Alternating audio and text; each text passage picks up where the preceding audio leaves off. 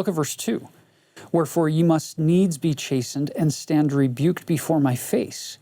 For ye have sinned against me a very grievous sin, in that ye have not considered the great commandment in all things that I have given unto you concerning the building of mine house.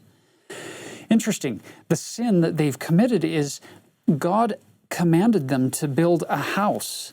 It's been about a year ago when that first came, and they haven't done anything yet.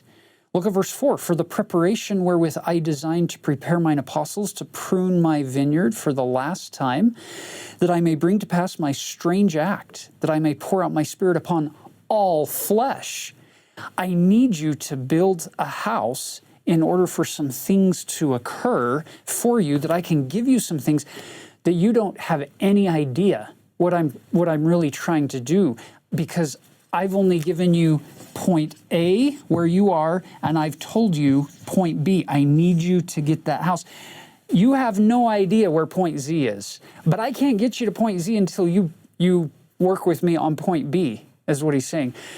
I'm reminded of a time in my life when I was finishing up my master's degree at Utah State University in instructional technology. And I had some incredible professors who came to me and encouraged me to continue on past the master's and get a PhD in instructional technology. And I thought, I have no interest in a PhD.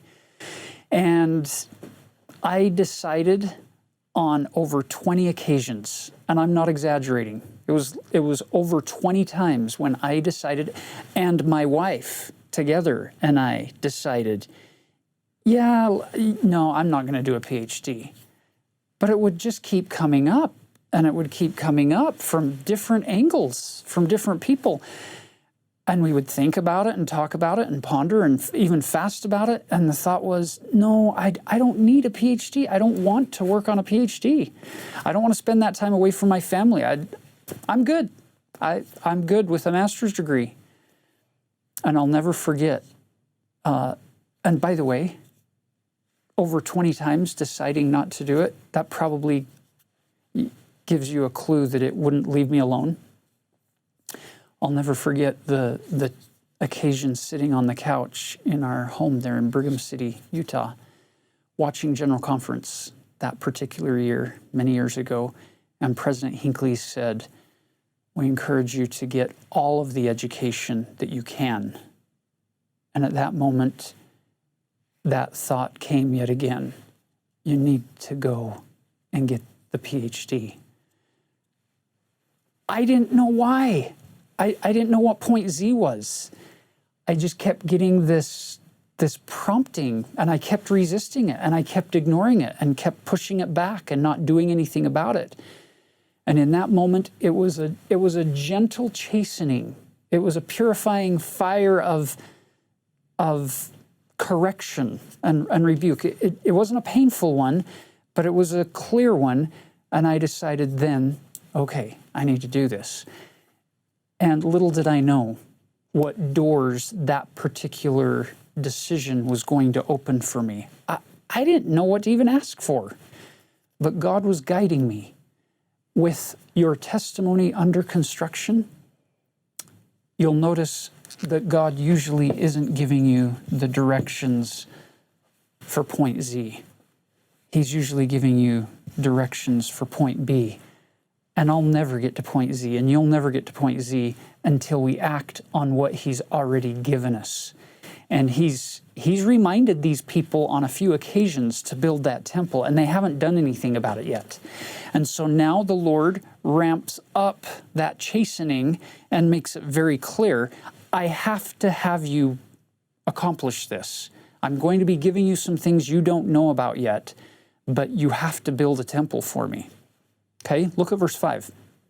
Behold, verily I say unto you, that there are many who have been ordained among you, whom I have called, but few of them are chosen.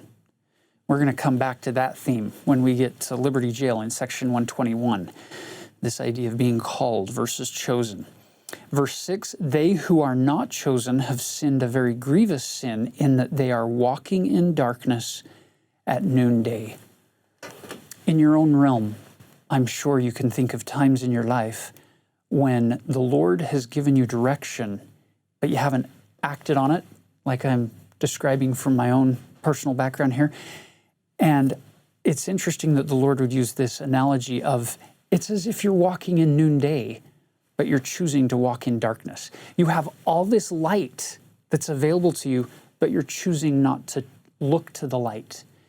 For whatever reason, it either feels like a task that is way too big. It's a gargantuan effort, and you don't feel like you have the means or the energy or the time or the money to be able to accomplish it. But I love the fact that he's saying, how much energy really does it take to walk in noonday light and acknowledge the light that comes from above? And by the way, I love that concept that C.S. Lewis shared on one occasion, speaking of light and the sun. He said, I believe in the sun, not because I can see the sun, but because of the sun, I can see everything else clearly.